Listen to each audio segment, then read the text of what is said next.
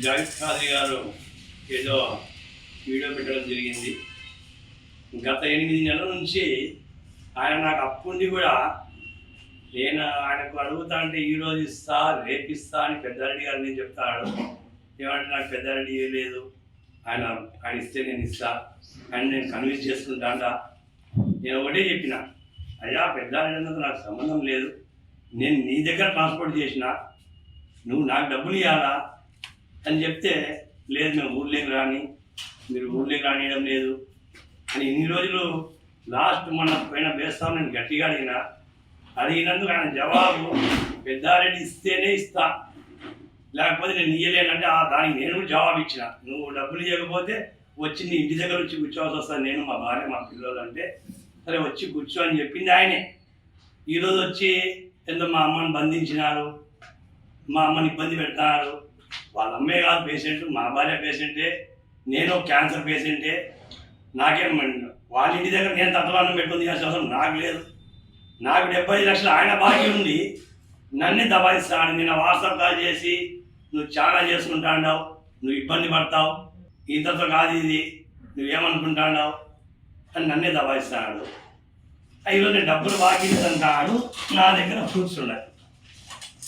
ఆయన ఇవ్వాల్సిన నా బిల్లులు 169 ఒక నంబర్, 170 రెండో నంబర్, 171 3 బిల్లులు. ఒక్కొక్క బిల్లు కూడా చెప్తాను మీకు ఎంత రావాల్సింది. 169 బిల్లు 24,14,026 రూపాయలు. 170వ బిల్ నంబర్ 24,64,385. 171 30,44,334. 79,22,000 చిల్లర నాకు అమౌంట్ రావాల్సింటే నాకు అడ్వాన్స్ డబ్బులు లేక ఆపితే 50 మందిని వేసుకొని వచ్చి నాకు దబాయిచ్చి బండ్లు అన్లోడ్ పంపించు, నేను డబ్బులు ఇస్తా, నేను పెట్రోల్ బంక్ వేస్తా అని చెప్పి ఆ రోజు ఇక్కడ వచ్చి గరాడ చేసాం. మేము పంపించిన తర్వాత 1,00,000 రూపాయలు క్యాష్ ఇచ్చినాం, మళ్ళీ 3 లక్షలు అడ్వాన్స్ చేసినాం. ఆ రోజు నుంచి ఈ రోజు వరకు ఇస్తా అంటున్నావు కానీ డబ్బులు ఇవ్వడం లేదు. ఇంకా లారీల విషయం అంటావా, నువ్వు నాకు నువ్వు ఓనామాలు నేర్చుకోక ముందు నుంచి నేను లారీ ఓనర్ని. నేను క్లీనర్ పని చేసిన, డ్రైవర్ అయినా, లారీలు 16 లారీలతో జేసీ ప్రభాకర్ దగ్గర చేరుకున్నాను. 97 లారీలు చేసుకున్నాను ఆయన పుణ్యాన. జేసీ ప్రభాకర్ గారి పుణ్యాన 2019 వరకు 97 లారీలు చేసుకున్నాను. నా బండ్లన్నీ ఎప్పుడు బుక్ చేసినా, ఎప్పుడు ఛార్జీలు ఉన్నా, ఏ ఫైనాన్స్లో ఉన్నా నాకు లిస్ట్ ఉంది. ఆయన అంటాడు 11 బండ్లు అని.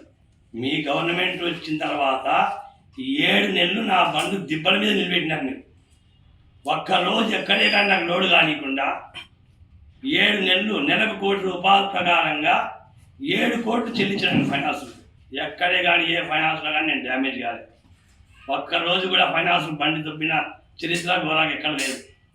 ఎందుకంటే ఆయన పెట్టిన ప్రభాకర్ గారు పెట్టిన భిక్ష ఆయన వల్ల 97 లారీలు చేసుకున్నా కాబట్టి, ఆయన దగ్గర ఉన్నాయి కాబట్టి ఆయన చెడ్డపై రానికూడదని చెప్పి టోటల్ వెహికల్స్ ఫైనాన్స్ వాళ్ళకి సెటిల్మెంట్ చేసినా కానీ ఏ బండి దొరకలే. 50-40 బండ్లతో మీ దగ్గరకు వచ్చిన. నన్ను ఏం చేసినారు, లోడింగ్ ఇయ్యలే, బాడీలే. ఏమనంటే తమిళనాడు నుంచి బండ్లు తెచ్చుకున్నా జాగ్రత్త కాదు. నాకు బండ్లు లోడ్ ఇవ్వండి అయ్యా అంటే తమిళనాడు నుంచి బండ్లు తెచ్చుకొని తిప్పుకున్నాను.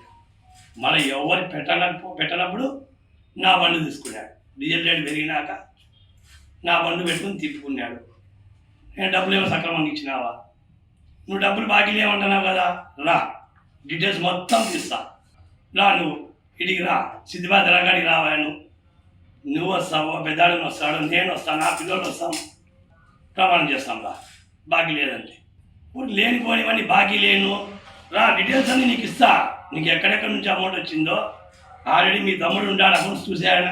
నేను నేను వద్దడం లేక ఇప్పుడు కూడా రమ్మంటాడు. సిఏ సార్ దగ్గరికి వచ్చినావు, ఒప్పుకున్నావు, నేను బాకీ సార్ ఇస్తా సార్, మేము లెక్కచారం చేసుకుంటాం సార్ అన్నావు. మరి ఇప్పుడు రావడం లే, ఎందుకు రావడం లే నువ్వు సిఏ సార్ దగ్గరికి? సిఏ గారు పిలిపిస్తే ఏమో మళ్ళా నాకు ప్రాణహాని ఉంది, తాడపత్రికి వస్తే నాకేమైనా జరిగితే సిఏ గారిదే బాధ్యత అని సిఏ గారి మీద నిందేస్తాను. సిఏ గారు వచ్చి ఆ అకౌంట్ చూసుకోండి, ఆయన డబ్బులు బాకీ అంటాడు, నువ్వు వచ్చి చూసుకొని ఆయన కూడా రిపేర్ చేస్తాడు. వాళ్ళని కూడా ఇబ్బంది పెడతాడు, పోలీసులను కూడా. అంటే ఎస్పీ గారి దగ్గర కంప్లైంట్ ఇస్తాడు, నాకు సీఏ గారు రమ్మంటారు, సీఏ గారు నాకు బెదిరిస్తారు, కేసు అంటావు. మేము కేసు పెట్టాం, మాకెందుకు కేసు? మా డబ్బులు మాకు ఇచ్చేయి, మా డబ్బులు ఇస్తే నీకెందుకు కేసు పెట్టే అవసరం మాకేముంది? మాకు రావాల్సిన డబ్బులు. ఇంతకన్నా మేమేం చెప్పాలా? అలా మాకు అసోసియేషన్ ఉంది, ఇప్పుడు ఏమనంటే జేసీ ప్రభాకర్ గారి ఇంటికాడ కూర్చోబెట్టామని ఆయన కూర్చోమంటాడు నన్ను. నాకు డబ్బులు రావాలి, నేను కూర్చున్నా.